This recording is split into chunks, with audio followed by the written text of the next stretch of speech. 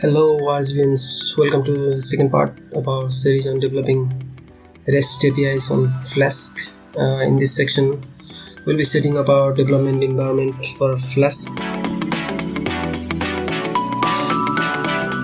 I'm using Visual Studio Code as a code editor, but you can use any code editor you like.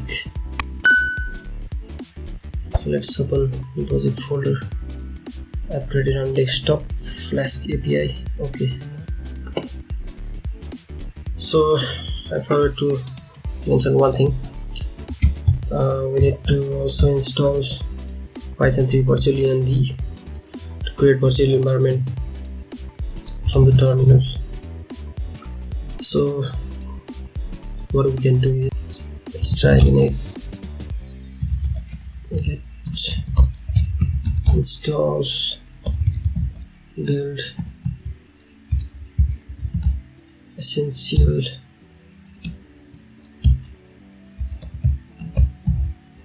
SSL dev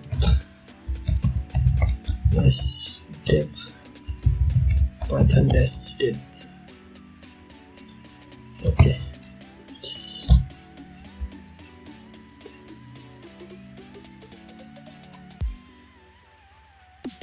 it's installing, guys. I'll leave some of this installation codes in the description of this video. So let's install virtual env. So apt-get install virtual env. Yes.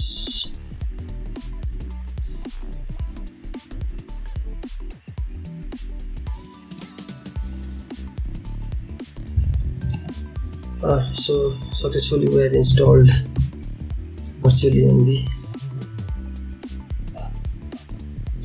So let's open our project.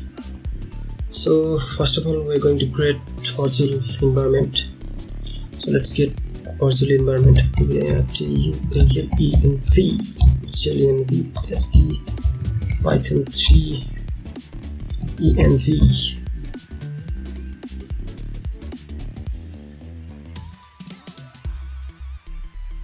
So it's creating virtual env, guys. If you have any problem, you can comment out in comment section, guys. We have created virtual env. Now we need to activate virtual env. Source env pin activate.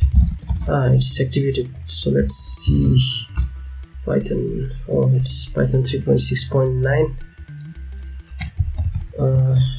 Now let's install Flask.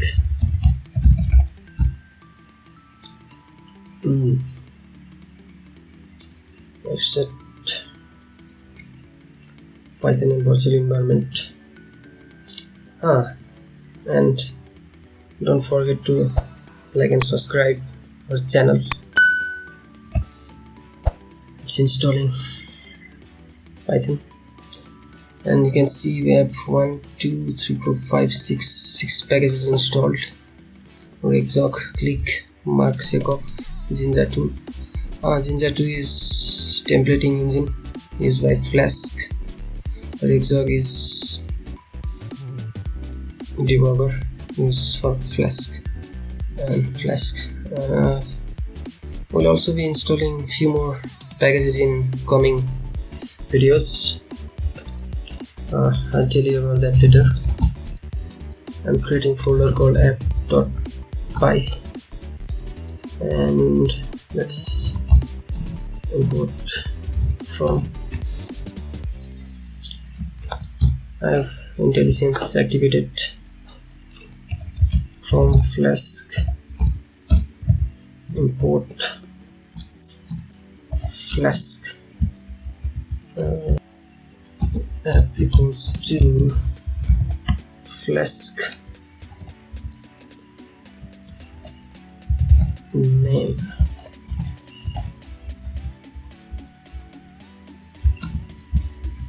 We're creating our setting our Flask app. This name parameter is text this the name of this file. You can check that, guys. Print name. It's the name of file we have created. Python main app.py. Its name.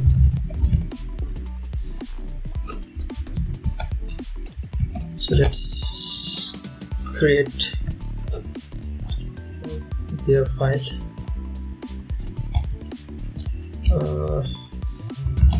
If name equals to main,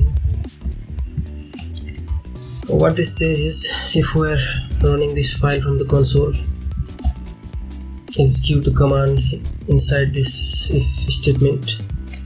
So what we can do is run the application in host, localhost, and we'll be using port 8000 and debug equals to true. This debug equals to true is for populating error message through exec debugger. I will cover this later. So use reloader equals to true. What this says is, when our code changes, the web server gets started automatically. So let's see, guys. Start our application. So yeah, it's running on port 80,000. It says okay. So as we said, we're going to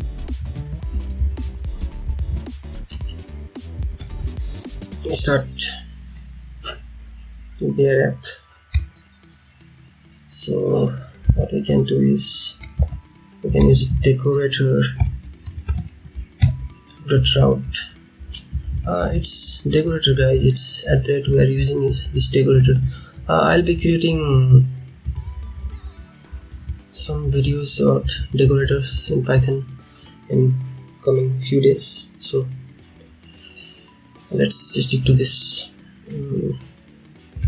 Index, we're going to create route called index, and we'll define a function for that. Index called index, so we'll be returning hello world. Yeah. So let's test that. Unindented, yeah. So let's start.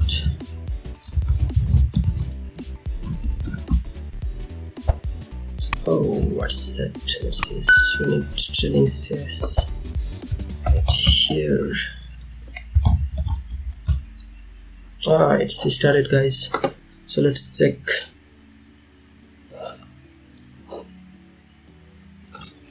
Localhost 5000. Was it 5000? No, it's 8000. And our path was slash index. Yo, you can see hello world. But guys, it's not a good practice to have all logic in a single file. We will be creating blueprints for this routing. In the upcoming videos we'll talk about that too. If you have any confusion regarding this section, you can comment in the video section. So guys, we'll be continuing in further section. And guys, thank you for watching, and I will continue it in next episode. Till then, subscribe, like and comment your queries. Thank you.